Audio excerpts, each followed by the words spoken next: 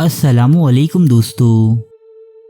دنیا بھر میں پھیلے مسیحیت کے پیروکار ویٹیکن سٹی میں رہنے والے پوپ کو اپنا سب سے بڑا مذہبی رہنما تسلیم کرتے ہیں۔ پاپائیت کا یہ سلسلہ پچھلے 2000 سالوں سے جاری ہے۔ موجودہ دور میں پوپ کو صرف مذہبی معاملات تک محدود کر دیا گیا ہے، لیکن ماضی میں ایسا بالکل نہیں تھا دوستو، بلکہ قرون وسطیٰ میں گزرے پوپس یورپی اقوام کے ہر سیاہ و سفید کے مالک تھے۔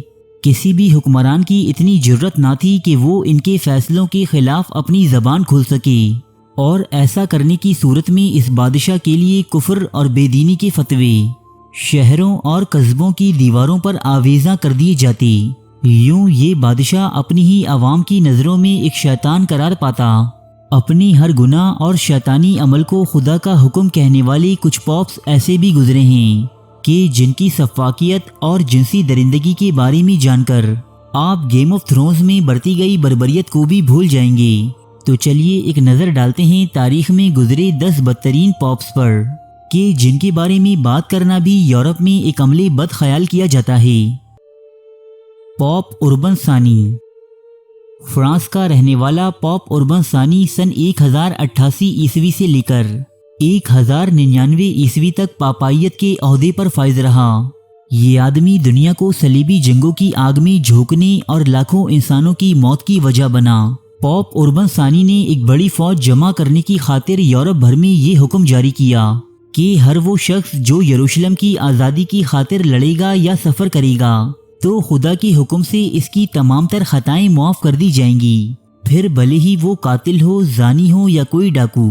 اربن ثانی کے اس حکم پر تمام یورپ کے جرائم پیشہ افراد کا ایک لشکر صلیبی فوج کی صورت میں جمع ہوا، تخریب کاری جس کے خمیر میں موجود تھی۔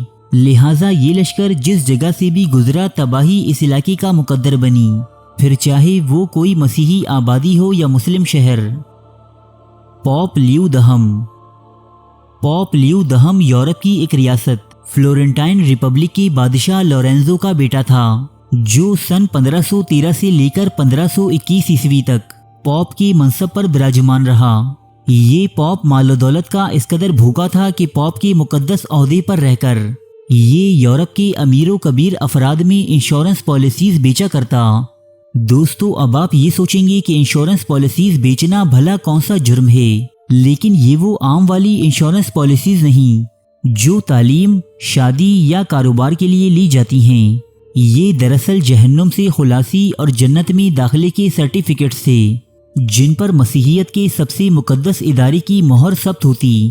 اسے لینے والا چاہے کتنا ہی بڑا گناہگار کیوں نہ ہو، بس دولت مند ہونا چاہیے تھا۔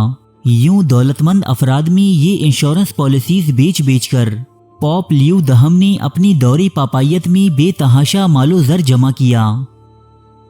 پوپ جولیس سالس۔ پوپ جولیس سالس سن 1550 سے لے کر 1555 عیسوی تک یورپ کے مقدس ترین عہدے پر فائز رہے۔ ابتدا میں انہیں جدت پسند پوپ کہا جاتا تھا، کیونکہ انہوں نے ویٹیکن کو جدید بنیادوں پر استوار کرنے کی کوشش کی، لیکن یہ اتنے روشن خیال پوپ ثابت ہوئے کہ ایک دفعہ سڑک سے گزرتے ہوئے انہیں ایک نوجوان لڑکا اس قدر پسند آیا کہ یہ اسے ویٹیکن سٹی میں لے آئے اور اسے بحیثیت محبوب ہمیشہ اپنے ساتھ رکھتے۔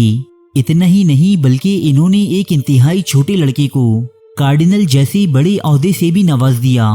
پوپ جولیس کم عمر لڑکوں کے اس قدر شوقین تھے کہ انہوں نے یورپ کی مشہور مجسمہ ساز مائیکل اینجلو سے اپنے کمرے میں نوجوان لڑکوں کی برہنہ مورتیاں بنوائیں جو لواطت جیسی عمل بد میں مشغول تھیں۔ پوپ اسٹیفن ششم۔ پوپ اسٹیفن ششم جو سن 896 سے لے کر 897 عیسوی تک پوپ کے عہدے پر فائز رہے۔ انہیں انتقام کا دیوتا بھی کہا جاتا ہے، کیونکہ اقتدار میں آنے کے بعد جس طرح انہوں نے اپنے دشمنوں سے انتقام لیا، اسے سن کر کسی بھی سخت دل انسان کی روح تک کانپ جائے۔ پوپ اسٹیفن نے خود سے پہلے گزرے پوپ فارموسس کی لاش پر مقدمہ چلانے کے لیے اس کی قبر کھدوائی اور اس کی باقیات کو بطور مجرم عدالت میں پیش کیا۔ مجرم ثابت ہو جانے کے بعد اس کی لاش کو تمام شہر میں گھسیٹا گیا اور بعد ازاں اس کی گردن کاٹنے کے بعد دریائے ٹائبر میں پھینک دیا گیا۔ اس کے علاوہ بھی انہوں نے اپنے دشمنوں پر بہت سے انسانیت سوز مظالم ڈھائے، لیکن دوستو پاپ جولیس صرف 1 سال ہی پاپائیت کی کرسی پر قابض رہ سکا۔ صرف 1 سال بعد ہی اس کے دشمنوں نے گلا گھونٹ کر پاپ جولیس کو ہلاک کر دیا اور اس کے مردہ جسم سے وہ تمام سلوک برتے جو یہ اپنے دشمنوں کی لاشوں کے ساتھ انجام دیتا تھا۔ پاپ الیگزینڈر ششم۔ پاپ الیگزینڈر بورجیا کا شمار مسیحی تاریخ کے انتہائی بدخصلت کرداروں میں کیا جاتا ہے۔ اسپین سے تعلق رکھنے والا یہ پاپ سن 1492 سے لے کر 1503 عیسوی تک پاپ کے عہدے پر فائز رہا۔ یہ پاپ اپنی جنسی بیرا روی اور آزاد خیالی کے باعث مغربی معاشرے میں آج بھی خاصا بدنام ہے۔ یہ یورپ کے ایک رئیس تاجر خاندان سے تعلق رکھتا تھا۔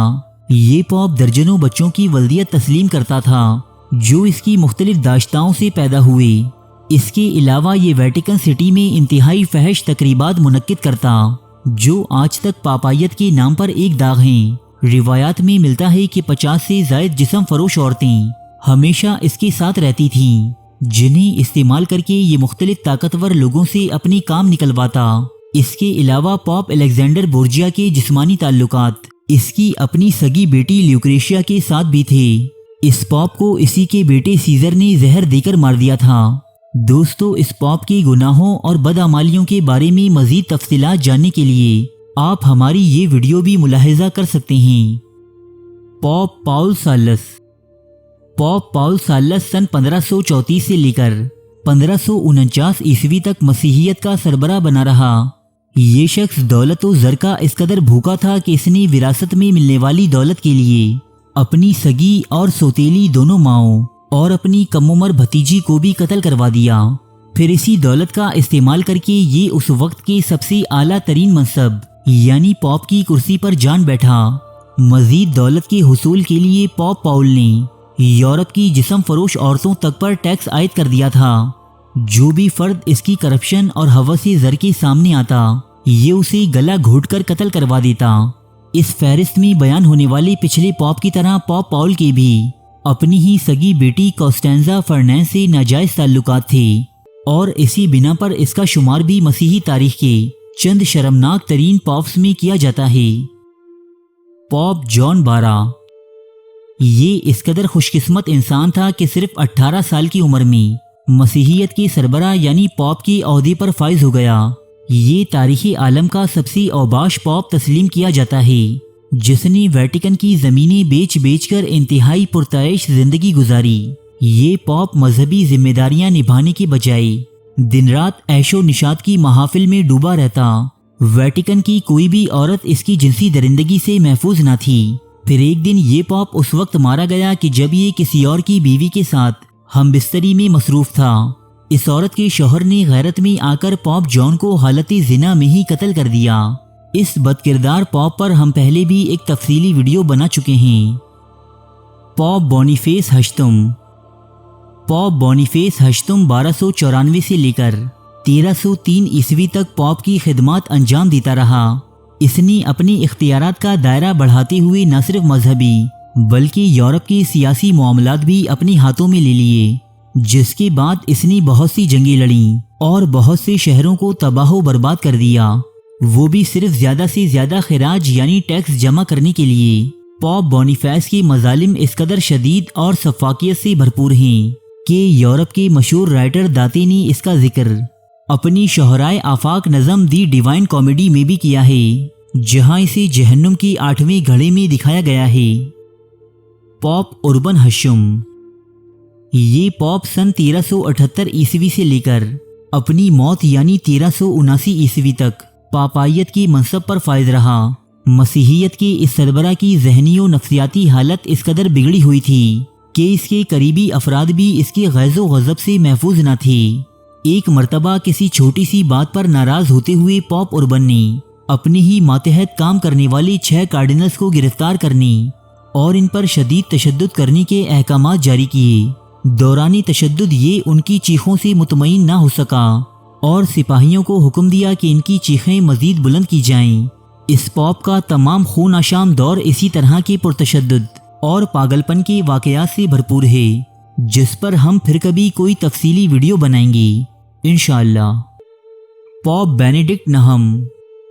پوپ بینیڈکٹ نہم مسیحی تاریخ کا سب سے کم عمر پوپ کہلاتا ہے جو صرف 12 سال کی عمر میں پاپائیت کی طاقتور کرسی پر براجمان ہوا۔ کیتھولک انسائکلوپیڈیا کے مطابق اس پوپ کی تاج پوشی سینٹ پیٹر کی کرسی کی شدید ترین بے حرمتی تھی جس نے ویٹیکن کو جسم فروشی اور زنا کے ایک مرکز میں تبدیل کر دیا تھا۔ یہاں مرد و خواتین کی عیاشی کی محافل منعقد کی جاتی جہاں یہ پوپ نہ صرف عورتوں، مردوں اور بچوں بلکہ جانوروں تک سے بدفعالی کرتا نظر آتا۔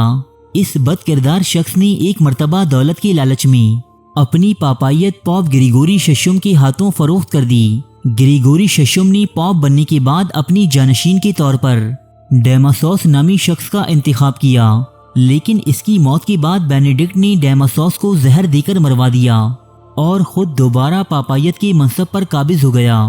اب اس کی گناہوں اور عیاشیوں کا سلسلہ ایک مرتبہ پھر شروع ہو گیا، یہاں تک کہ اس کے اپنے ہی قریبی افراد نے اسے روم سے جلا وطن کر دیا، لیکن یہ ایک مرتبہ پھر لوٹ آیا اور پھر سے پوپ کی عہدے پر فائز ہو گیا۔ پوپ بینیڈکٹ نہم کو اس کی جرائم کے سبب مسیحیت کا سب سے بدترین پوپ تسلیم کیا جاتا ہے۔ ارے فرینڈز، ایک منٹ، آپ ایسے ہی جا رہے ہیں؟ اتنی محنت سے ویڈیو بنائی ہے، ایک لائک تو بنتا ہے نا؟ اور دوسرا یہ کہ آپ ہمیں اتنی بڑی دنیا میں دوبارہ کیسے ڈھونڈیں گے؟ تو اس کا حل یہ ہے کہ آپ ہمارے چینل کو سبسکرائب کر لیجئے اور اس بیل کے آئیکن کو کلک کر دیجئے۔ اس طرح ہمارے آنے والی تمام ویڈیوز آپ تک پہنچتی رہیں گی۔ ارے ڈریے مت، یہ بالکل فری ہے۔